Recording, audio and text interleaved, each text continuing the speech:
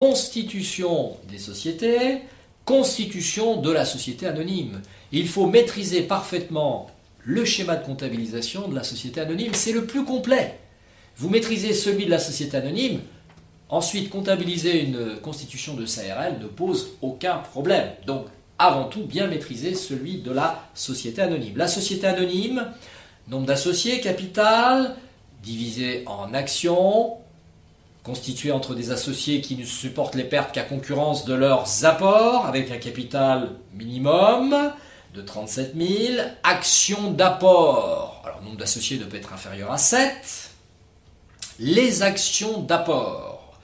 Le montant nominal des actions est librement fixé dans les statuts. Chaque associé doit effectuer un apport, soit en numéraire, soit en nature. Les apports en industrie sont interdits dans cette société. Les apports en nature doivent être immédiatement intégralement libérés.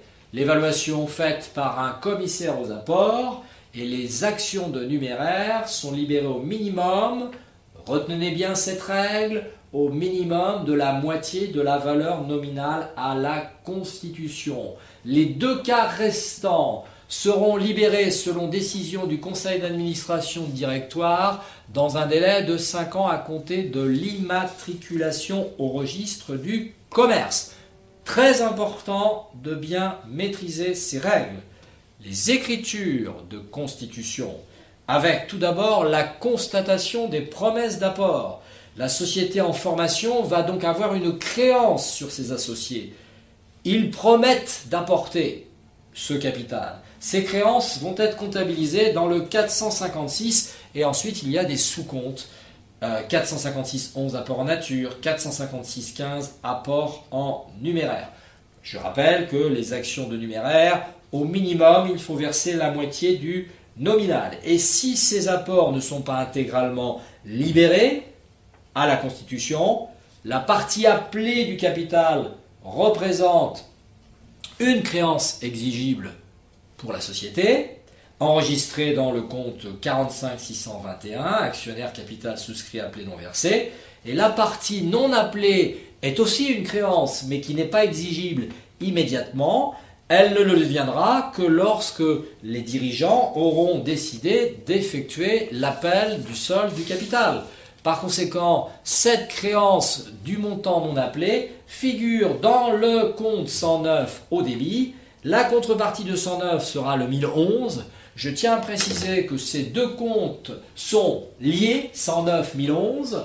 Ils s'analysent du point de vue financier, ce compte 109, comme un élément soustractif du capital, c'est-à-dire que, très simple, capital d'une société, 50 000 euros, 50 000 euros. La moitié appelée, le capital qui figure dans le bilan, dans le passif capitaux propres, 50 000. Mais à l'actif du bilan, il y aura le poste 109 pour 25 000. Le lecteur des comptes regarde capital 50. Oui, mais combien non encore versé? Le 109, 25. Donc le 109 s'interprète comme une soustraction du poste capital qui est au bilan, parce que tout le capital figure au bilan, même pour la partie non appelée. Les comptes de capitaux pour cette constitution, le 1011, capital souscrit non appelé, le 1012, capital souscrit appelé mais pas encore versé, et le 1013, capital souscrit appelé versé. Première étape, deuxième étape, troisième étape, 1, 2, 3. Réalisation des apports, donc la société a une créance sur les associés. Réalisation des apports, le compte 45, 62 ou 45, 61 sera crédité pour solde par le débit des comptes d'actifs concernés par les apports qui peuvent être purs et simples. On apporte un fonds de commerce, on apporte des créances, on apporte du stock, on apporte des disponibilités, ou bien débit et crédit des comptes d'actifs et de passifs concernés lorsqu'il y a un apport mixte, apport d'actifs mais apport aussi de passifs exigibles, c'est-à-dire de dettes. Puis ensuite, il faudra solder le 1012 par le 1013, solder le 1012 par le crédit du compte 1013. Alors, tout d'abord, premier cas, le cas des apports intégralement libérés à la Constitution. Exemple 1, constitution d'une société anonyme. au capital de 4 millions, 80 000 actions de 50 euros, correspondant à 1,5 million d'apport en nature et 2,5 millions d'apport en numéraire. L'immatriculation 1er juin. Nombre d'actions créées. Quel est le montant du capital? Pour les apports en nature, attention, il y a un apport en nature de 1,5 million divisé par des actions de nominal 50, 30 000 actions pour l'apport en nature. Et pour le numéraire, 2,5 millions divisé par 50, 50 000 actions. Regardons les enregistrements comptables. Première étape, promesse d'apport. La société a donc une créance sur les associés, créance constatée en 45 611 et 45 615. La contrepartie, c'est le compte capital, souscrit appelé non versé. Réalisation des apports. On réalise l'apport en nature, un immeuble. De combien? 1,8 million. Attention, grevé d'un emprunt.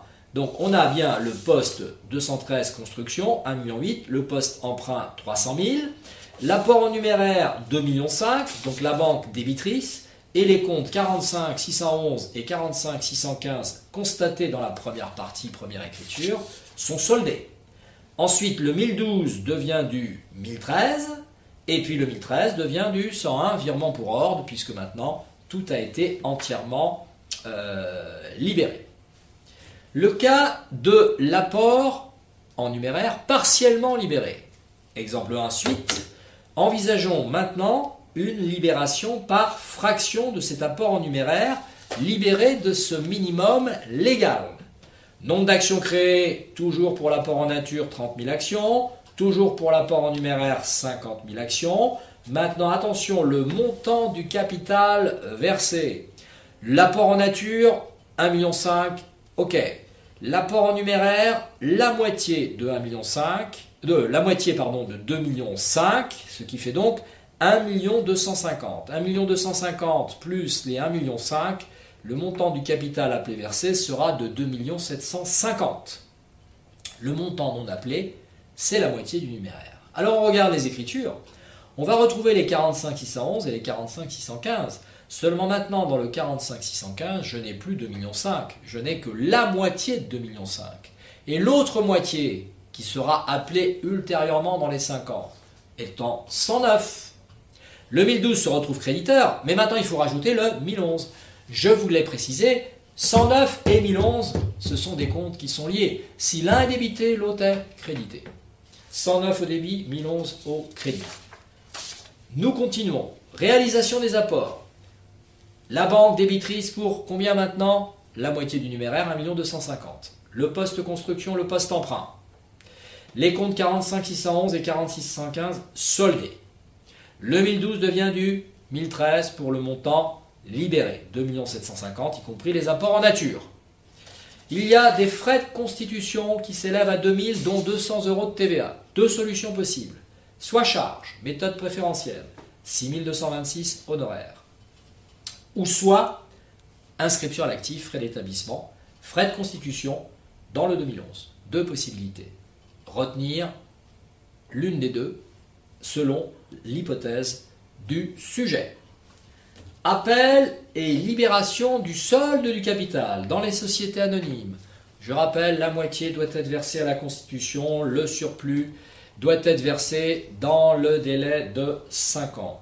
Il faudra donc, au moment de l'appel ultérieur, il faudra solder le 109 et le 1011, 109 1011 pour les montants non appelés.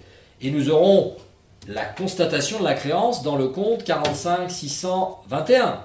Pour expliquer cet appel ultérieur, toujours notre exemple, le 1er février de l'année suivante, N+1, le Conseil appelle le troisième quart. Attention, le troisième quart, il faut toujours calculer par rapport à la valeur nominale. Faites toujours le calcul par rapport à la valeur nominale. Le troisième quart du nominal. Bien. C'est pour cela que dans mon écriture, je regarde mon écriture d'appel du troisième quart. J'en ai donc deux. On pourrait en faire qu'une seule. Mais bon, j'en ai deux, on pourrait regrouper les deux premières. Je fais bien 45 621, la créance, maintenant exigible sur les actionnaires. Pour 50 000 actions, un quart de 50. Vous voyez, un quart du nominal, le nominal étant de 50 euros. Le 109 se retrouve crédité. Deuxième écriture, je débite le 1011 et le 1012 se retrouve crédité. Vous voyez bien que le 109 1011, si je regroupe les écritures d'ailleurs, je peux les regrouper, 109 1011, toujours lié. Le 109 est crédité, le 1011 est débité. Ça ne peut pas être autrement. Ensuite, encaissement des fonds. Ah, alors encaissement des fonds, il était précisé que M. P, actionnaire souscripteur de 200 actions, ne répond pas à l'appel. Ah, il y a un actionnaire qui ne répond pas. Défaillant, retardataire, c'est possible. Monsieur W verse sa souscription pour 300 actions avec un mois de retard, le 31-03. Ah, il y a un autre actionnaire qui est en retard. P ne répond pas et l'autre, W, est en retard. Donc, quand je constate l'entrée dans la trésorerie le 28 février de l'exercice N+1, regardez bien, mon 45 621 dans la première écriture, il était débiteur de 625 000 pour les 50 000 actions. Mais maintenant, je vais le créditer, mais pas pour les 50 000 actions. Parce qu'il y a l'actionnaire P qui ne répond pas, j'enlève les 200 actions. L'actionnaire W qui est en retard, j'enlève les 300 actions. Il me reste 618 750. Et cela va rentrer dans le compte de trésorerie. Alors ensuite, celui qui est en retard va verser avec un mois de retard le 31-03. Donc, je vais faire rentrer en banque ce qu'il me verse. Et ce qu'il me verse, c'est bien combien? Les 300 actions qu'il détenait. Il me devait un quart de 50. On avait appelé un quart de 50. Mais on a rajouté combien d'intérêts de retard? 16 euros. Les intérêts de retard sont constatés en produits financiers. On solde le 45 621, on le crédite. Il n'est pas complètement soldé parce qu'il va rester encore Monsieur P. Mais on le crédite pour le montant qu'il nous devait. Et banque.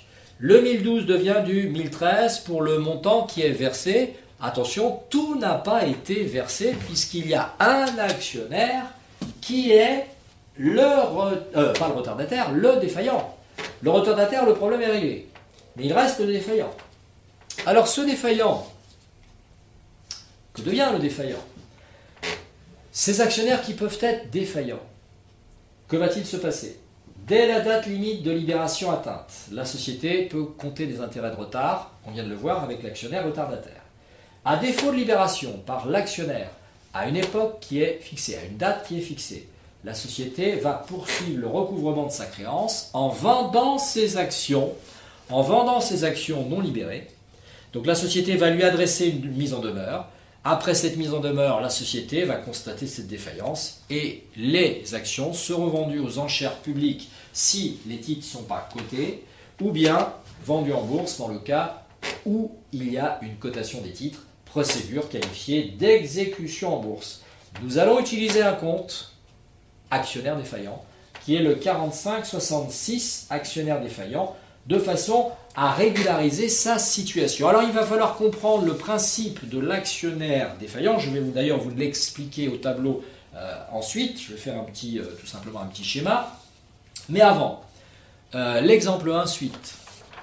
Après mise en demeure, resté sans effet, donc du 303 N+1.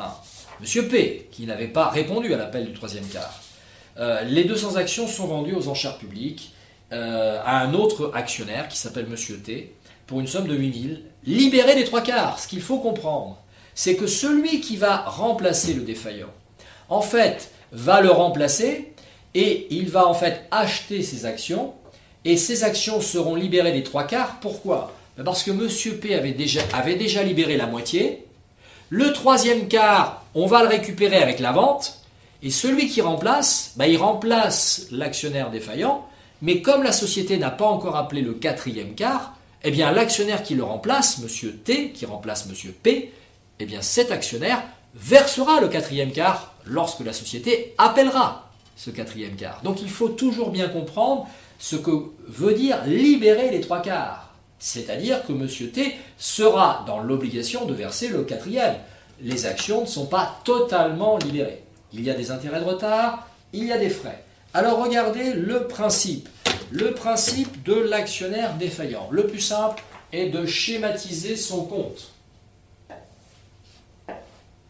4566. Voilà, vous le schématisez, vous faites un petit compte en T.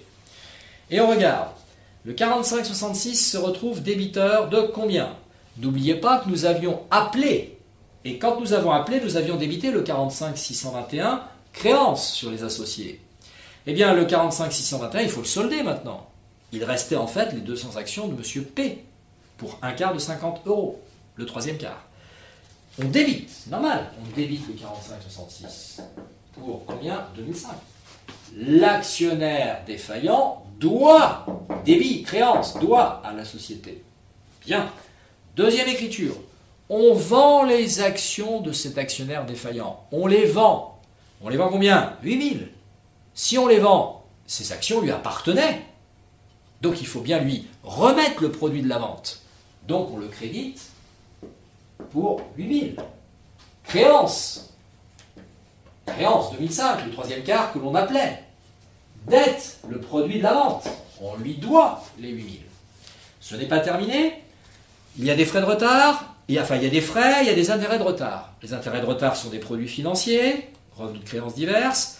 Les frais, on les a constatés en charge, dans la classe 6, frais postaux, etc. Transfert de charge. Il nous doit combien de plus? 31, créance. Il nous doit 31.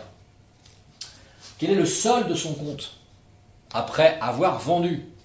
Le solde de son compte, 8000 moins 2005 moins 31, 5469. Et on lui doit, et oui, dette supérieure à créance, on lui doit la différence. On lui doit combien? 5469. Il faut solder le 45,66. Il est créditeur de 5469. Donc nous allons le débiter par le crédit de la banque. Surtout, n'interprétez pas, il a gagné 5469. Pas du tout, du tout. On lui verse 5469. Nous allons ensuite vérifier ce qu'il a gagné ou ce qu'il a perdu sur cette opération. Mais lui verser 5469 ne signifie pas qu'il a gagné 5469. Attention, le 1012 devient 2013, puisque maintenant, nous avons régularisé, pour le montant de 2005, la situation de cet actionnaire défaillant. Alors, a-t-il gagné, a-t-il perdu? Pour vérifier s'il a gagné ou s'il a perdu, c'est très simple. Vous comparez ce qu'il a versé à la société et ce que la société lui a versé. La société lui a versé combien? On vient de le faire, 5469. Mais lui avait versé à la société. Et oui, pourquoi? Parce que lorsqu'il a souscrit ses actions au moment de la Constitution, il a quand même versé la moitié du nominal. Et il ne faut pas oublier qu'il a quand même versé la moitié. La moitié du nominal, un demi de 50 €. Combien d'actions avait-il? 200 actions. Il a bien versé à la Constitution 5000 € pour obtenir ces actions. Maintenant, ces actions ne sont plus à lui, elles ont été vendues. On lui remet 5469, produit de la vente net de ce qu'il me devait. Il est gagnant de 469. Donc, le gain est fonction de quoi? Est fonction du produit de la vente. Je vends bien ces actions, forte demande sur le marché, cours de bourse, si jamais l'action est cotée, je peux, dans ce cas, en tant qu'actionnaire défaillant, réaliser un profit, un gain, ou inversement, si jamais le produit de la vente n'est pas suffisant. Et pour terminer, le problème des versements anticipés. En effet, dans certains cas, dans les statuts, possibilité prévue de verser par anticipation tout ou partie du capital non appelé. Le compte 4564 est utilisé pour constater ce versement anticipé et ce compte sera soldé au fur et à mesure tout simplement des appels. Vous allez comprendre avec cet exemple 1 suite. Le 28 février de l'exercice N+1, un actionnaire, M. H, souscripteur de 1000 actions, verse par anticipation au moment de l'appel du troisième quart. Vous voyez, c'est toujours ma société. J'étais bien sur l'appel du troisième quart. Et parmi ses associés, il y en a un qui veut verser aussi le quatrième. On ne lui a pas demandé le quatrième, on ne demande que le troisième. Donc par anticipation. Ensuite, je donne l'information, le 1er septembre de l'exercice N+1, le conseil d'administration appelle le quatrième quart. Bon. Enregistrement comptable. Au moment où l'on appelle le troisième quart. Je reviens un petit peu en arrière. Quand on a appelé le troisième quart, je reviens en arrière sur l'exemple, nous avions débité le 45 621 pour 625 000 €. Et les 625 000 € par rapport aux 50 000 actions. Et dans les 50 000 actions, il y a les 1000 actions de monsieur, je l'appelais comment cet actionnaire, monsieur H. Il y a les 1000 actions. Bon, on lui demandait On lui demandait le troisième quart. Ok, 45 621 était débité pour 50 000 actions, dont ces 1000 actions. Mais lui, il va verser en plus le quatrième quart. Donc, le troisième, ok, il faisait partie du 45 621. Mais ce qu'il verse en avance doit être constaté dans le 45 64 et au crédit du compte 45 64. Eh oui, la société a une dette envers cet associé. Elle lui doit 12 500. Pourquoi? Elle ne lui demande pas les 12 500. Il fait un versement anticipé. Donc la société va débiter le 512 par le crédit du 45-64. Et lorsque la société va appeler le quatrième quart, celui qui a déjà versé le quatrième quart n'aura pas à le verser. Donc la société va solder le 45-64. Regardons la suite. La société appelle le quatrième quart. Je précise que quand on appelle toujours pour les 50 000 actions. Peu importe s'il y a du défaillant, du retardataire, du anticipé, les 50 000 actions. Dans les 50 000, il y a les 1000 de monsieur H qui fait ce versement anticipé. Je ne fais pas un appel pour 50 moins les 1000, non, je fais un appel pour les 50 000. 45 621, 109, 1011 à 1012. Toujours les mêmes écritures. Appel du quatrième quart. Seulement regardez au moment du versement. On solde le 45 621, ce qui est normal. Mais on ne débite pas la banque pour le même montant, 625 000. Eh oui, c'est normal. L'actionnaire qui a fait le versement anticipé avait déjà versé les 12 500. Son compte créditeur se retrouve débité. On le solde, on l'apure. Ensuite, le 1012 devient du 1013. Et pour finir, comme le quatrième quart a été appelé, c'est fini. Plus d'appel. Tout est libéré. Le 1013 devient du 101. Voilà pour ces écritures de constitution dans le cas de la société anonyme. Notre étude est maintenant terminée. Je vous remercie de votre attention.